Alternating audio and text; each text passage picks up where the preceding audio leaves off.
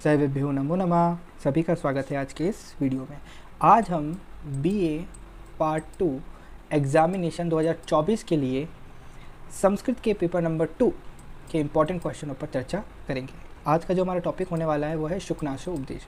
शुकनासु उपदेश में से दो प्रकार के प्रश्न पूछे जाते हैं। एक आता है इसमें से गद्य का हिंदी अनुवाद करना और दूसरा प्रश्न आता है प्रश्न उत्तर वाला। तो आज हम इस पूरे वीडियो के अंदर शुकनासु उपदेश में से जितने भी इम्पोर्टेंट गद्य आ सकते हैं अपने एग्ज़ाम में उन सभी गद्यों पर चर्चा करेंगे। ये पार्ट 2 है इम्पोर्टेंट क्वेश्चन का। अगर आपने पार्ट 1 नहीं देखा है तो वो भी आप जाकर देख सकते हैं। और वीडियो अच्छी लगे तो वीडियो को लाइक करें, चैनल को सब्सक्राइब करें, कमेंट करें कि आपको आगे किस प्रकार की वीडियो चाहिए। पहला जो गद्यांश है वो है, पहले अपन इसको पढ़ लेते हैं, एक एक लाइन उसका अर्थ समझते हैं। तात चंद्रापीड़ विदित वेदितव्या अधीत सर्वशास्त्रस्य ते नालप मप्यु उपदेष्टव्य मस्ति। इसका मतलब क्या है कि हे पुत्र, मेरे प्रिय वश चंद्रापीड़, तुमने जानने योग्य सब कुछ जान लिया और समस्त शास्त्रों का अध्ययन कर चुके हो, अतः तुम्हें उपदेश देने के लिए विषय शेष नहीं है, तुम्हें कुछ भी बताने के लिए शेष नहीं है। केवल च निसर्गत एवा भानुभेद्य पररत्नालोकोच्छेद्य म प्रदीप प्रभापनेय मति गहनम तमो यौवन प्रभवम। मतलब तथापि यौवन से उत्पन्न अविवेक रूपी अंधकार स्वाभाविक रूप से ही अत्यंत गहरा व सघन होता है, जो ना तो सूर्य के प्रकाश द्वारा भेदा जा सकता है और न मणियों की कांति से ही उसे नष्ट करना संभव है, और न ही प्रखर ज्योति वाले दीपकों से उसको हटाया जा सकता है। यहाँ पर भाव यह है कि यौवन में उत्पन्न अज्ञान का जो अंधकार होता है उसको हटाने में सूर्य, मणियों तथा दीपकों में से कोई समर्थ नहीं है। ना तो उस अंधकार को, वो अज्ञान रूपी जो अंधकार है जो कब आता है, यौवन का जब प्रारंभ होता है, युवावस्था जब आती है, तो उस अंधकार को, उस अज्ञान के अंधकार को ना तो सूर्य अपने प्रकाश से मिटा पाता है, ना मणियाँ अपने प्रकाश से मिटा पाती है, और ना दीपक जो होता है उसके प्रकाश से उस अंधकार को मिटाया जा सकता है। अपरिणामोपशमो दारुणो लक्ष्मी मदम। मतलब लक्ष्मी अर्थात धन संपत्ति, ऐश्वर्य से उत्पन्न नशा, ये जो लक्ष्मी का जो नशा है, जब लक्ष्मी आ जाती है, धन संपत्ति आ जाती है, उससे उत्पन्न, उससे पैदा होने वाला जो नशा है ऐसा भयानक तीक्ष्ण होता है जो कि अंतिम अवस्था अर्थात वृद्धावस्था में भी शांत नहीं होता है। कष्टम मंजन वर्ति साध्य परमयी ऐश्वर्य तिमिरांधत्वम। मतलब ऐश्वर्य रूपी तिमिर रोग, ऐश्वर्य रूपी तिमिर रोग, तिमिर होता है आँखों का रोग होता है, जैसे अगर रतौंधी रोग होता है वही है कि जिससे रात को दिखना बंद हो जाता है। तो ये ऐश्वर्य रूपी तिमिर रोग से उत्पन्न अंधापन सामान्य अंधेपन से भी बढ़कर दूसरे ही प्रकार का होता है, जो बड़ा कष्टदायक होता है और सूरमे की सलाई से भी ठीक नहीं किया जा सकता। कष्टम मंजन वर्ति साधे परमयी ऐश्वर्य तिमिरांधत्वम। तिमिरांधत्वम यानी जो कि रतौंधी रोग होता है वो तो एक बार को ठीक भी किया जा सकता है, लेकिन ये जो लक्ष्मी धन संपत्ति के से उत्पन्न होने वाला जो अंधापन है ये किसी सूरमे से भी ठीक नहीं किया जा सकता। अशेषी रोप चार हायो अति तीव्रो दर्पदाहा ज्वरोष्मा। मतलब अहंकार या अभिमान रूपी दाहज्वर यानी शरीर का ज्वर की गर्मी अत्यंत तीक्ष्ण होती है, जो शीतल उपचारों से भी दूर नहीं की जा सकती। एक बुखार होता है, जब अपन बीमार होते हैं तो जब उस बुखार को ठंडा करने के लिए, उस शरीर की गर्मी को ठंडा करने के लिए बर्फ़ का जो ठंडा कपड़ा होता है वो हमारे सर पे लगाया जाता है ठंडा करने के लिए, और बर्फ़ ठंडी जो चीज़ें हैं वो वस्तु यूज़ की जाती है। लेकिन अहंकार रूपी जो दाह ज्वर होता है और इसकी जो गर्मी होती है वो शीतल उपचारों से भी दूर नहीं की जा सकती। सतत मूल मंत्र गम्यो विषमो विषय विषा स्वाद मोह। मतलब विषय रूपी जो अलग अलग प्रकार के विषय होते हैं उन रूपी विष के सेवन से उत्पन्न होने वाली मूर्छा ऐसी विकट होती है जिसे निरंतर जड़ी बूटियों के सेवन और मंत्रों के प्रयोग से भी समाप्त नहीं किया जा सकता है। नित्यम स्नान शौच वध्यो बलवान राग मलावलेप। विषयों में आसक्ति रूपी मल का लेप, विषयों में आसक्ति रूपी मल का लेप ऐसा गाढ़ा और प्रबल होता है कि जिसे नित्य प्रति स्नान तथा शुद्धि द्वारा भी नष्ट नहीं किया जा सकता। जब हमारे पास पैसा हो जाता है, आ जाता है, तो हम तमाम प्रकार के विषयों में आसक्त हो जाते हैं। तो ये आसक्ति का जो भाव है इतना गाढ़ा होता है, और इस गाढ़ेपन से हमारा जो मन है वो इस प्रकार से लेप लिया जाता है, कवर हो जाता है कि नित्य मतलब रोज़ाना स्नान करने से और हर प्रकार की शुद्धि करने पर भी यह हमसे अलग नहीं होता है, ये जाता नहीं है। अजस्वम क्षपावसान प्रबोधा घोरा च राज्य सुख सन्निपात निद्रा भवतीति विस्तरेणाभिधीयसे। मतलब राज्य सुख समूह से, मतलब राज्य का जो सुख है उससे पैदा होने वाली निद्रा यानी नींद ऐसी घोर गहरी होती है कि जिसमें कभी रात्रि की समाप्ति पर भी जागरण संभव नहीं होता। एक नींद वो होती है जो हम रात को सोते हैं और सुबह उठ जाते हैं, लेकिन राज का जो सुख है, राज का जो भोग है, ये जो नींद है ये ऐसी घोर गहरी नींद होती है जिसमें कभी रात्रि की समाप्ति पर भी, रात खत्म, कितनी ही रातें खत्म हो जाती हैं लेकिन हमारा जागरण संभव नहीं होता है। इसलिए मैं तुम्हें विस्तार पूर्वक कुछ कह रहा हूँ। भवती इति विस्तरेणाभिधीयसे, इसलिए मैं तुम्हें विस्तार पूर्वक कह रहा हूँ। कौन कह रहा हूँ? शुकनास कह रहा है। किससे? चंद्रापीड़ से। तो ये आपको समझ में आया होगा। अब अपन आगे बढ़ते हैं। आपका जो नेक्स्ट है वह है गुरुपदेशाश्च नाम पुरुषाणाम खिलमल प्रक्षालन क्षमम जलम स्नानम अनुपजात पलिता दिवैरूप्य मंजरम वृद्धत्वम अनारोपित में दो दोषम गुरुकरणम असो वर्ण विरचन मग्रामय कर्णाभरणम अतीत ज्योतिरालोकः नोवे गक्रः प्रजागर विशेषण राज्ञाम विरला ही तेषा उपदेशधारः। अब एक एक लाइन को समझिए, इसको क्या कहना चाह रहा है। गुरु उपदेशाश्च मतलब जिस प्रकार जल से स्नान करने पर शरीर के समस्त विकार धुल जाते हैं, उसी प्रकार गुरु के उपदेश से मनुष्य के बाहरी और आंतरिक समस्त दोष दूर हो जाते हैं। ठीक है। गुरु उपदेशाश्च, गुरु के उपदेश से पुरुषाणाम, पुरुष के, मनुष्यों के लिए अखिल मल यानी संपूर्ण मल को धोने में समर्थ प्रक्षालन मतलब धोना के लिए, प्रक्षालनम अजलम या संधि हो रखी है अजलम यानी बिना किसी पानी के स्नान हो उस तरीके का होता है। आगे है कि इसलिए गुरु उपदेश को बिना जल का स्नान कहा गया है। सवाल ये भी पूछ सकता है कि गुरु उपदेश को कैसा कीदृशी भवति, गुरु उपदेश कीदृशी भवति, तो गुरु उपदेश अजलम स्नानम भवति। इस प्रकार से आप इसका जवाब दे सकते हैं। साधारणतः बाल सफ़ेद होने पर बुढ़े समझे जाते हैं, किंतु गुरु उपदेश से तो बालों की सफ़ेदी के बिना ही लोग वृद्ध यानी बुजुर्ग पूज्य माने जाते हैं। कहाँ लिख रखा है ये कि अनुपजात पलिता दिवई रूप्य मंजरम वृद्धत्वम। ठीक है, वृद्धत्वम मतलब बूढ़ों की तरह। इसलिए गुरु उपदेश को बुढ़ौती के बिना ही वृद्धत्व कहा जाता है। यानी अगर कोई जवान व्यक्ति गुरु का उपदेश प्राप्त करता है तो जिस प्रकार से बूढ़े लोगों की इज्जत की जाती है, बिल्कुल उसी तरीके से उस नौजवान की भी पूजा होती है, उसकी भी इज्जत की जाती है। और ये कब की जाती है? गुरु उपदेश के कारण। आगे लिख रखा है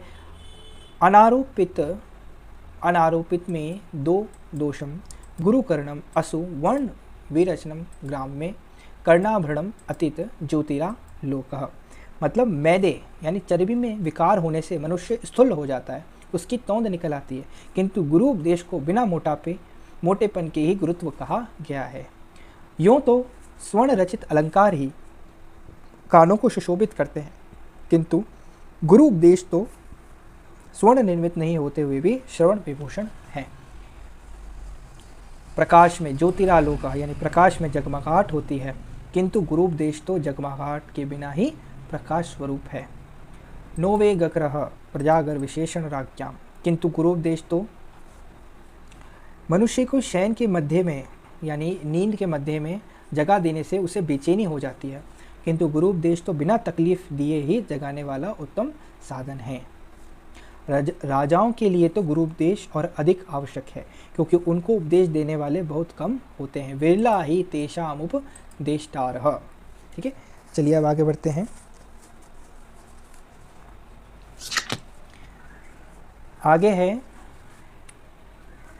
लिखा है कामम कामम भवान प्रकृत्येव धीरः पित्रा च महता प्रयत्नेन समरोपित संस्कार तरल हृदय प्रतिबुद्धश्च मदयन्ति धनानि।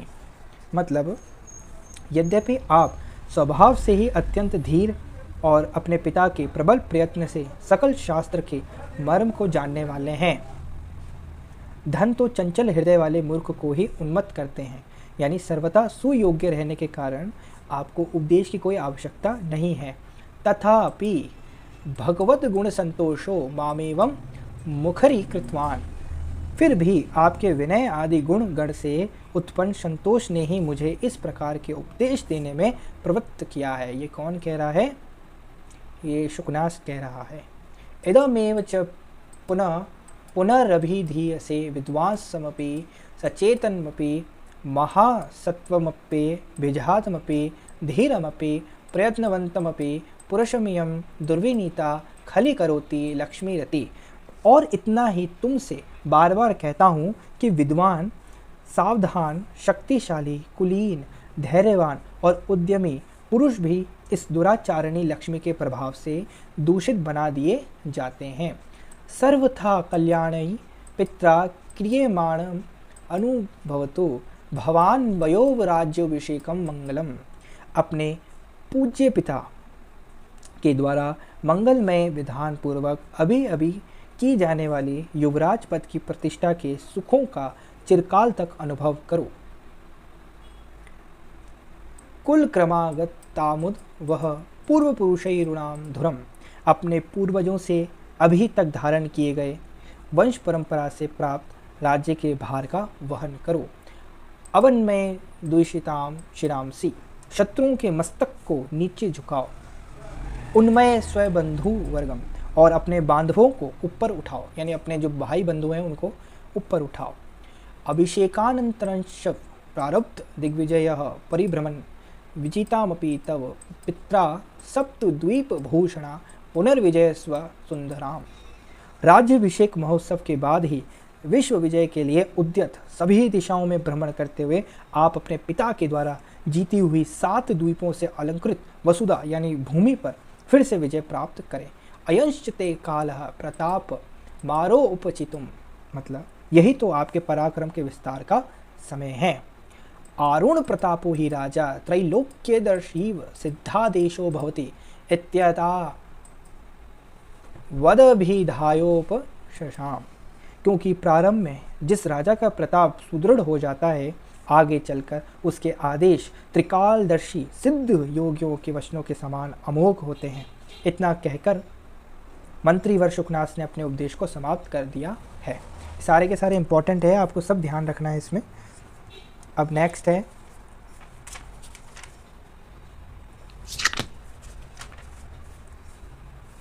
लिखा है गुरुवचनम मलपि सलीलमेव महदूपजन्यति श्रवणमस्थितं शूलं भव्यस्येतरस्य तु करिण इव शंखाभरणमानन शोभा समुदयमधिक तरमुपजनयति। ध्यान से समझिएगा। गुरुवचनम मलपि, गुरु का उपदेश वाक्य निर्मल होता हुआ भी अशिष्ट व्यक्ति के कान में पड़ने पर वैसे ही अत्यधिक पीड़ा उत्पन्न करता है जैसे निर्मल होता हुआ भी कान में पड़ा हुआ जल। ठीक है, किंतु वही गुरु वचन शिष्ट के कान में पड़ा हुआ मुख की यानी मुंह की शोभा में वैसे ही और भी अधिक वृद्धि कर देता है जैसे शंखों का, जो शंख होते हैं ना, शंखों का गहना हाथी की मुख शोभा में, जो शंखों का गहना होता है जिस प्रकार से वो हाथी के कानों में लगाया जाता है और उसके मुख की शोभा बढ़ाता है, उसी प्रकार से जो गुरु वचन होते हैं जब वो किसी सज्जन व्यक्ति के कानों में पड़ते हैं तो बिल्कुल जिस प्रकार से शंख रूपी गहने हाथी के मुख की शोभा बढ़ाते हैं, उसी प्रकार से गुरु वचन उस सज्जन की शोभा बढ़ाते हैं। हरत्येति मलिनमंद कारामीव दोष जातम प्रदोष समयानिशिकार एव। गुरु का उपदेश अत्यंत मलिन दोष समूह को वैसे ही दूर भगा देता है जैसे प्रदोष काल सायंकाल का चंद्रमा नितांत घोर अंधकार को। कितना भी किसी मनुष्य का पाप हो या फिर दोष हो, उस सभी दोषों को गुरु का जो उपदेश होता है, गुरु जो वचन कहते हैं, वो उसी तरीके से मिटा देता है जिस तरीके से सायंकाल का जो नितांत घोर अंधकार होता है उसको चंद्रमा की रोशनी भगा देती है। गुरु उपदेश प्रशम हेतुर्वर्य परिणाम एव पलित रूपेण शिरसिज जाल ममलीकुर्वन् गुण रूपेण तदेव परिणमयति।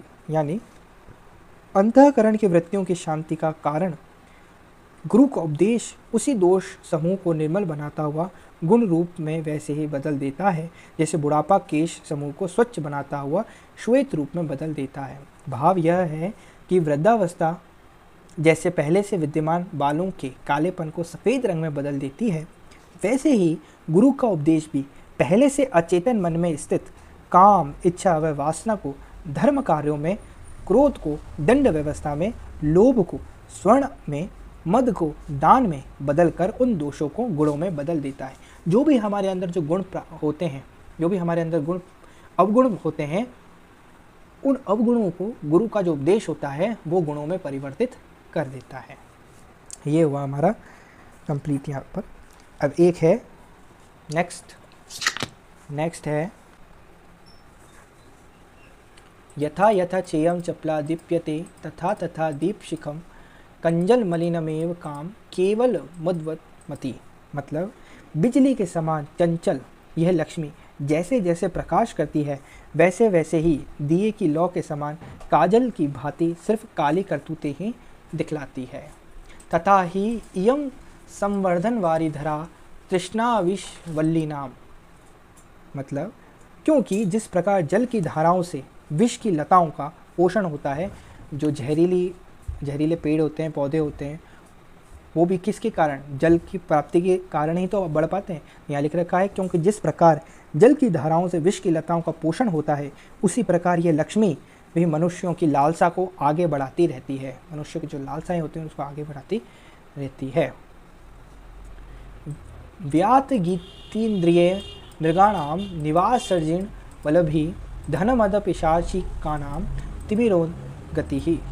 मतलब जैसे बहेलियों का संगीत हरिणों को आकृष्ट कर लेता है, वैसे ही ये लक्ष्मी भी मनुष्यों की इंद्रियों को मोह लेती है। जिस प्रकार धूम रेखा से आच्छादित होने पर चित्र दूषित हो जाते हैं, उसी प्रकार इस लक्ष्मी के दुष्प्रभाव से सज्जनों के चरित्र कलंकित हो जाते हैं। शाक दृष्टि नाम पुरः पताका सर्वा विनय आनाम। मतलब जिस प्रकार मुलायम बिछाव न गाढ़ निद्रा की सहायिका है, उसी प्रकार यह लक्ष्मी भी मोह की साधिका है। जिस प्रकार जर्जर बल भी राक्षसियों का निवास स्थान कहा जाता है, उसी प्रकार यह लक्ष्मी भी संपदाओं के घमंड का आगार है। जिस प्रकार तिमिर नाम का रोग विशेष दर्शन शक्ति का संहारक होता है, मतलब ये जो तिमिर रोग होता है, रतौंधी रोग जो होता है, जो देखने की शक्ति का संहारक होता है, उसी प्रकार आगे आगे फहराते चलने वाले झंडे अपने पीछे पीछे आने वाले रथ आदि वस्तुओं का संकेत करते हैं। इसी प्रकार ये लक्ष्मी भी दुराचरण आदि कुकृत्यों की संकेतिका होती है। मतलब आगे आगे ये लक्ष्मी चलती है और पीछे पीछे जितने भी बुरे कार्य होते हैं वो उसको लेकर चलती है। आगे है नेक्स्ट और अंतिम है लब्धापि खलु दुखेन परिपाल्यते। अत्यधिक परिश्रम के अनंतर प्राप्त होने पर भी यह ठहर नहीं पाती है। दृढ़ मुण संदान निष्पंदी कृतापि नश्यति। गुण रूपी फंदे में मजबूती से बांधकर निश्चल की जाने पर भी ये निकल भागती है। उद्याम दर्पण भट्ट सहस्त्रो लासिता सिलताप पंचरवी धृता पे पक्रामती। मतलब उद्दाम अहंकार वाले सहस्त्र संख्यक वीरों से संचालित खड़गलताओं के पिंजरे में सावधानी से रखी जाने पर भी यह गायब हो जाती है। मद जल दुर्दिनांधकार गज घटित घनघटा परिपाली तापी प्रपलायते। मद जल की अविरल धारा से मेघाचन करने वाली हाथियों की श्रृंखला से निगड़ित रखी जाने पर भी वह निकल भागती है। न परिचयम रक्षति, यह अनार्य लक्ष्मी न तो स्वजनों के संबंध का निर्वाह करती है, न भी जन विरक्षते, न रूप मालोक्यते, न कुल क्रम नुवर्तते, मतलब ना सौंदर्य को दृष्टिपथ में लाती है, ना वंश परंपरा का ही अनुसरण करती है, और ना तो शील का मूल्यांकन करती है, ना विद्वता का विचार करती है। मतलब रूपवान, कुलीन, शीलवान और विद्वान के पास भी नहीं देखी जाती, और ना शास्त्रोक्ति विधियों का ही आदर करती है। ना शीलम पश्यति, ना वेदज्ञ गणयति, ना श्रुत मार्कण्यति, ना धर्मम अनुरद्यते, न त्याग माद्यते, न विशेषयत्याम विचार्यति, नावारम पाल्यते, न सत्य मनुबुध्यते, ना लक्षणम प्रमाणी करोति। मतलब ना तो धर्म के अनुरोध पर ही चलती है, ना दान का सम्मान करती है, विशिष्ट ज्ञान को भी प्रशय नहीं देती, शिष्य जनों के द्वारा निर्दिष्ट मार्गों पर भी नहीं चलती, और ना सामुद्रिक शास्त्र प्रतिपादित तिलक आदि चिन्ह विशेषों को ही सार्थक बनाती है। ये तो रहा हमारा इम्पॉर्टेंट जितने भी महत्वपूर्ण गद्यांश थे उनकी अनुवाद। आज की वीडियो में इतना ही। धन्यवाद।